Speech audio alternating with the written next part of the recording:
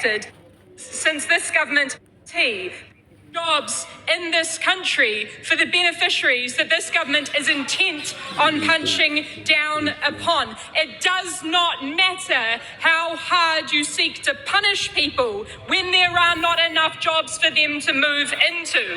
We asked the Prime Minister at question time today if he could guarantee that there was a job available for every job seeker that he seems so intent on punishing. And Mr. Speaker, he deflected from the question. So our point to the government is New Zealanders and young people in particular can't work your ghost jobs. The Prime Minister says that these young people should move to where the jobs are. But again, some of those basic facts.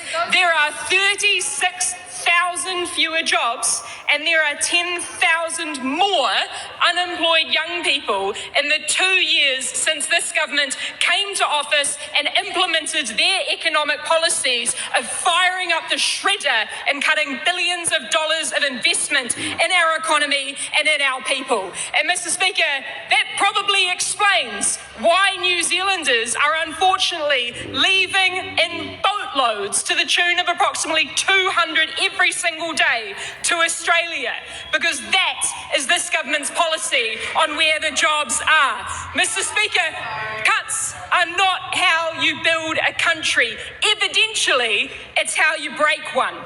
And, Mr. Speaker, it is abundantly clear that this government's economic policy is to kill the golden goose, to whittle down our infrastructure to such an anemic state and then to pass it off in bargain bin prices to the private sector, and also then to exploit the very environment that we trade on the international stage. They have cut thousands of state home builds. They have scaled back infrastructure in hospitals, resulting in 15,000 fewer construction sector jobs. Mr. Speaker, if I can reiterate that point, there are 36,000 fewer jobs and 10,000 more young people that are jobless under this government. And the government's response? To punish those young people and to make them dependent on their parents earning no more than $66,000 per year combined, Mr. Speaker. We asked the Prime Minister today in question time if he had any awareness whatsoever about the specific 2,000 young people who would be disproportionately impacted under the Job Seeker Support Health Condition Disability Benefit.